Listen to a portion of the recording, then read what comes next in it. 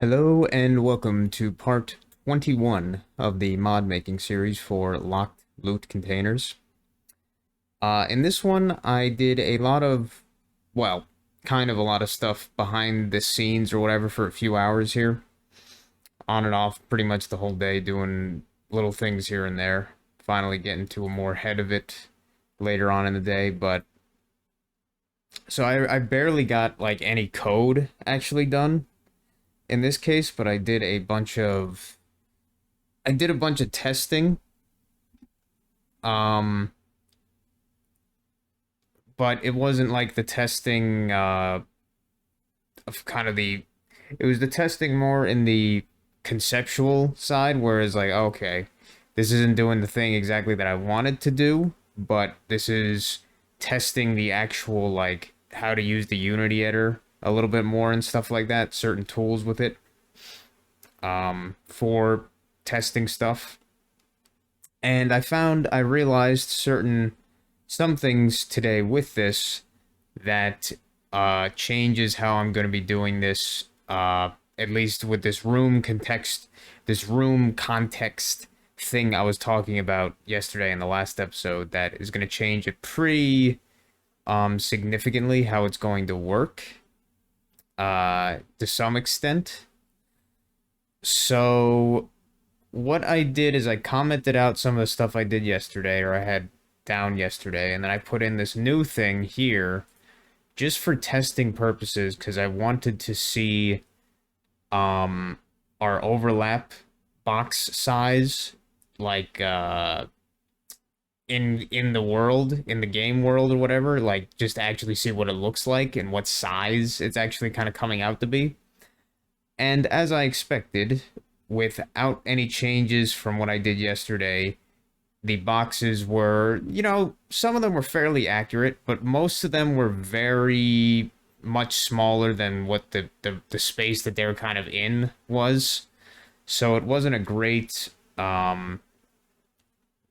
estimation, at least in terms of the size, as well as encompassing the various things within said rooms and such. So I had to, one, I I made these box dimension values. I took out the divide by two, and I just have the two ray distances for each dimension just added together. And then actually at the end here, I have the box dimension itself being multiplied by two. I had it 1.5 for a little while, and that was okay. But then I was like, some things don't get touched here and there, so I was like, you know what, just make it two. Screw it. Yeah, and some of them, at least in this case, they're pretty big, which is fine because I mostly just care about having certain things that are overlapped by this box. At least, hopefully this is the same size that the overlap box physics thing is going to be in the end, but this is basically the best approximation I can get is by doing this, making a cube game object in the actual game world, and then just looking at that, and I could just hope that that's what the physics overlap is going to do, just checking out objects that are within that space rather than actually making an object like I am right here for testing reasons. So that's what I did. I just made a cube, create primitive, and then primitive type dot cube, and then I gave it a position, a rotation, which probably doesn't matter that much, but I did, and then the dimensions, the box dimensions times two that we created before. And yeah, like it works pretty well, at least for giving me, at least I'm hoping that the size is accurate to what the overlaps is going to be. But if it is, I'm fairly happy with that. Um, Let us actually just show it in the Unity editor, why don't we? In practice. I have the game audio off, so you don't have to worry about anything blowing out your ears or something. So let's go into Privateer's Hold, why don't we? Like I said, I was doing a lot of playing around and messing around with this for a few hours, so I kind of have a decent idea of how it's going to hopefully look, at least in practice. Not so much look, but what it's going to actually, like, do, I guess. Alright, so let's do pause. So, as you can see, we were looking at the dungeon. Let's actually get rid of some of these border blocks that aren't doing anything but just filling up, cluttering the screen. Now, here's our main dungeon module here of Privateer's Hold. And these white cubes, whatever you want to call them, these big white cubes, are the cubes that I was just talking about making. These are the cubes with their dimensions that we gave them, and they're centered, or at least they should be centered on the loot piles within this place. And as far as at least with Privateer's Hold, they seem to work every time. So in this case, there's this loot pile here where this crypt is, whatever you want to call it. And this is the size that it happens in the end when given our modifiers and the whatever rays are shot out from this in all 6 directions. It gets around this shape, this kind of like what would you call that? Like not 3D rectangle, whatever. A cube with uneven dimensions, whatever. But this is what it looks like when you have it times 2, basically, because otherwise it's actually a fairly accurate measurement when it doesn't have that multiplier, but I wanted it to be bigger, like it is in this case, so it could touch more things within the room where it might be. Like, in this case, it really might not even be that useful to have this kind of thing, but at the very least, I could tell certain things with that potentially. Now, in this room's case, with this big block, this big one here, this big cube, this is a room that is very big and open, and I could probably tell a few things from this, which is helpful. The main thing I wanted to do is to make sure that ones that are in kind of rooms like this, is that the cube or whatever the overlap actually touches the door that leads into the room or out of the room, whatever, like in this case, this door. And here, when I had it at 1.5, it just barely was touching it. So I was like, you know what, just to potentially make those chances greater for that to happen in other cases, let's just make it times 2, because it doesn't really, probably not going to really affect much by having it be times 2 instead of times 1.5. If anything, it'll be more helpful to know, to be able to touch more doors, essentially. Same thing with this little room here, where it has this little enclosed closet kind of area, which that works pretty well. It sucks that it goes outside of the walls, but once again, not that big of a deal. And then down here, same stuff with that.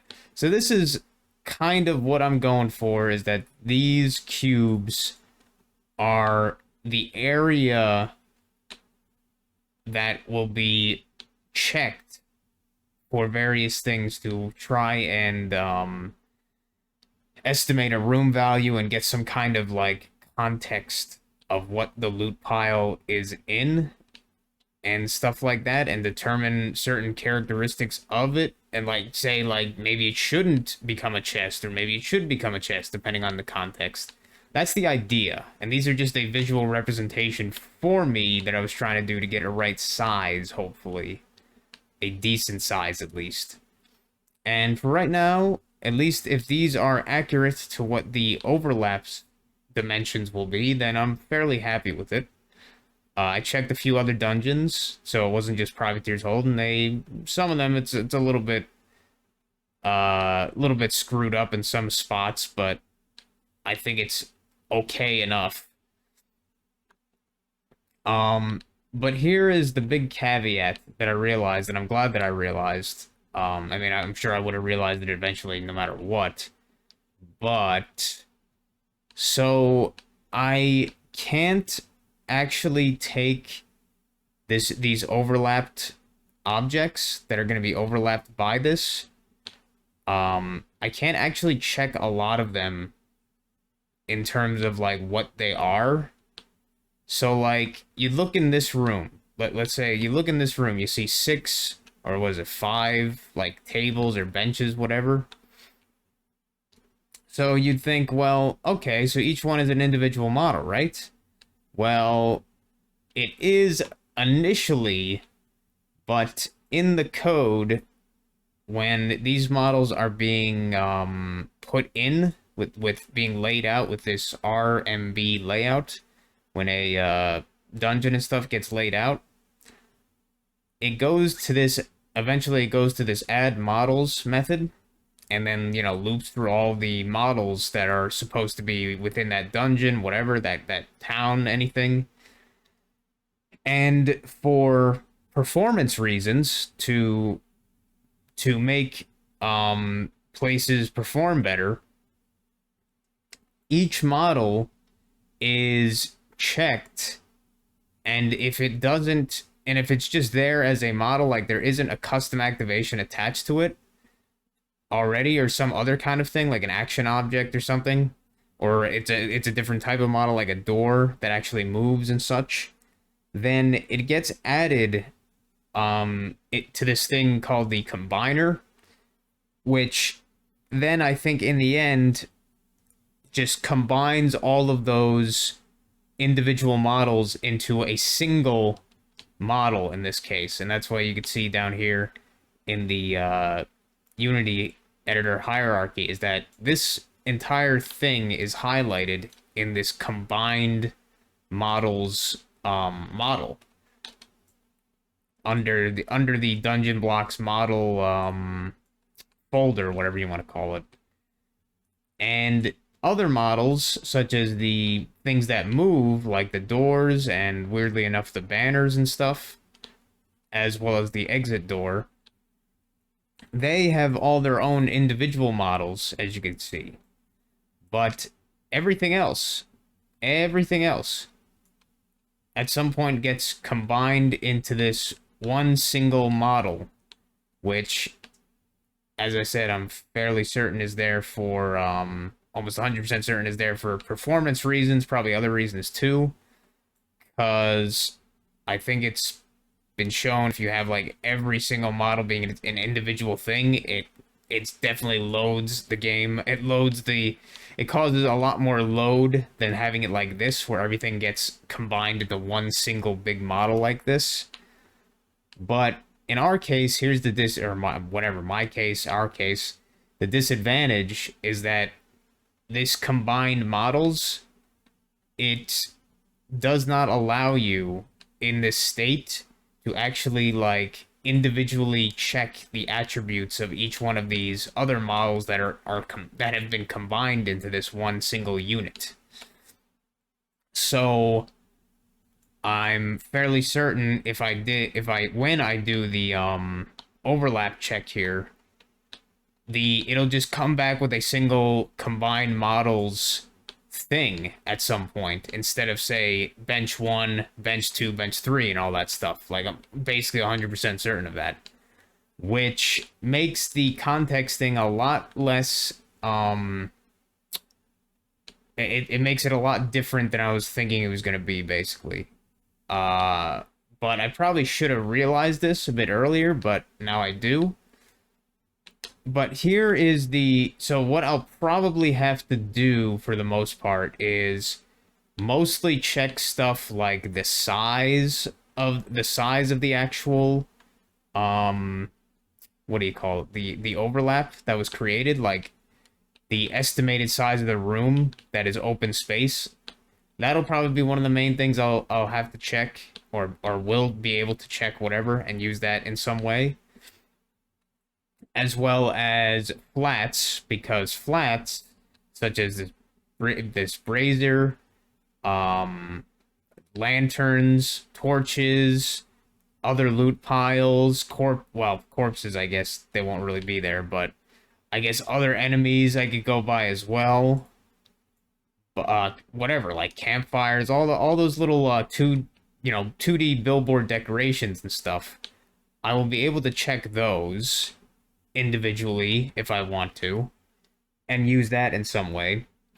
Um, Other models that move or have activators attached to them, such as like this platform that moves or this lever, other stuff like that, they have their own individual models and they are not combined like the other things. So I could detect those and use those, as well as probably the most important one being doors. These these action doors.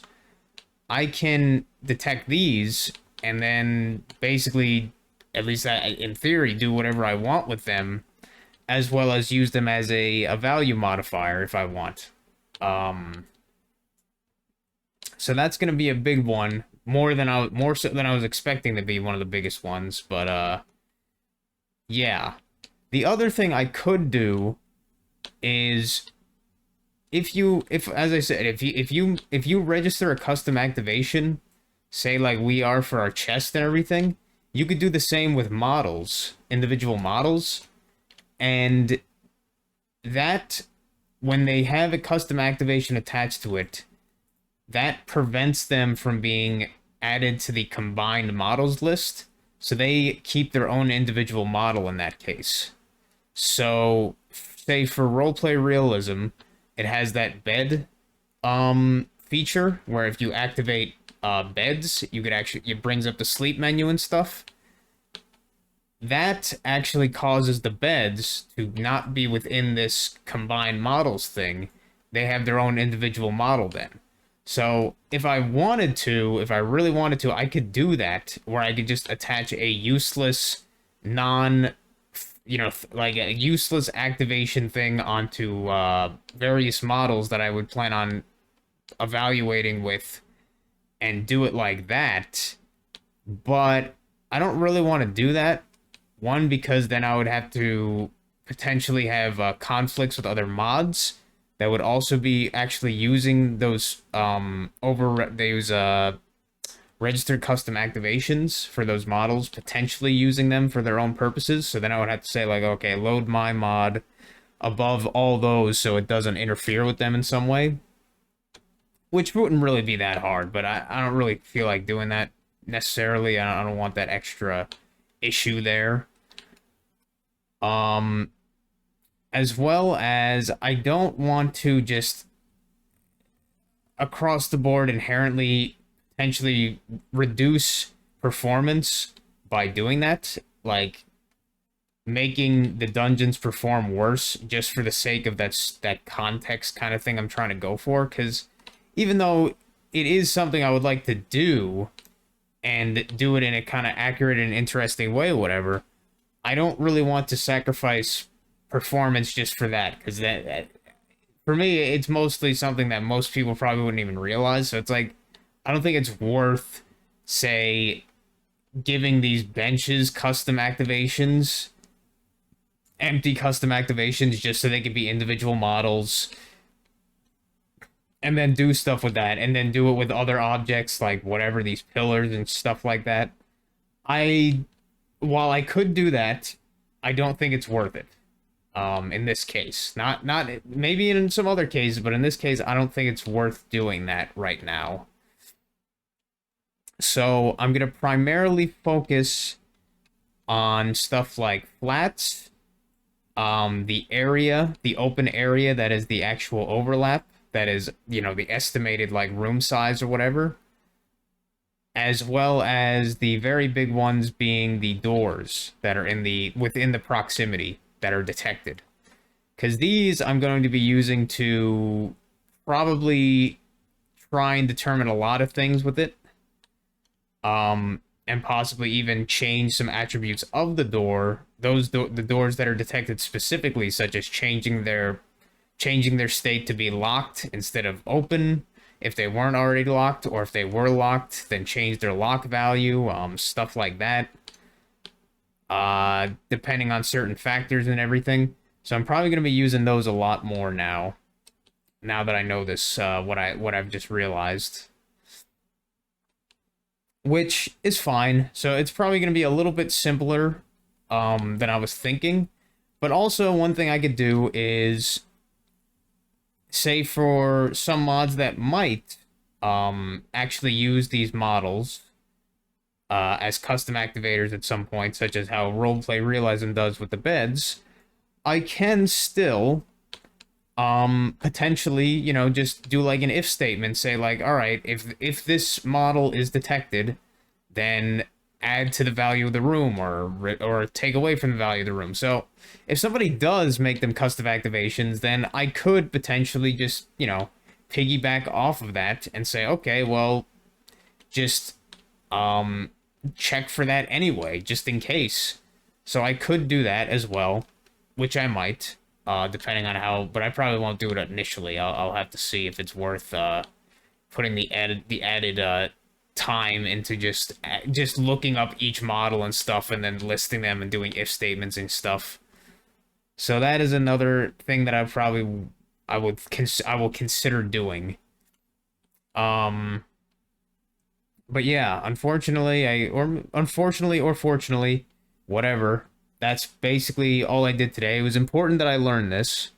Because now I know that I'll have to be working with a somewhat more limited number of factors to determine the context of the rooms that the loot piles are in and such, which is either probably almost a good thing in some ways because, you know, feature creep can be a thing if you go crazy with it. So it's like, yeah, maybe it's best that I'll just be limited to the checking the area, the flats, and the doors or something like that. And a few other things like the block type of the dungeon module it's in, like if it's wet or not, stuff like that. But that's all that I can really think of saying for what I did today. Yeah, it was like basically no coding, but it was a decent amount of learning and some testing, so that's good.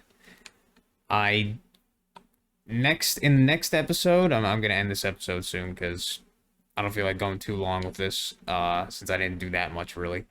In the next episode, I hope to work more on this part, in terms of actually getting the detection part of it, instead of just testing the size, like actually detecting and seeing if these objects come up and then how I can filter them out as well as detect what they are and then like determine like, okay, you know, what should this add to the value or remove from the value, what order I should do the stuff in, because maybe I'll have it so either the loot piles that become chests, I will either determine first and then check the context, or I'll check the context and then use that to determine if the chest should be generated at all. I'm leaning more towards the latter there, where I check the context first, and then I determine if a chest should even be put there in the first place, as well as other attributes if it does decide to do that. That's more where I'm leaning towards. But that's probably what I'm going to go more towards working on tomorrow, hopefully. But today, that's all I really got done. Was a little bit of testing and a little bit of realization, but it was important. And yeah. But besides that, thank you very much for watching, I guess, and hope you maybe learned something from that, and I will see you in the next one.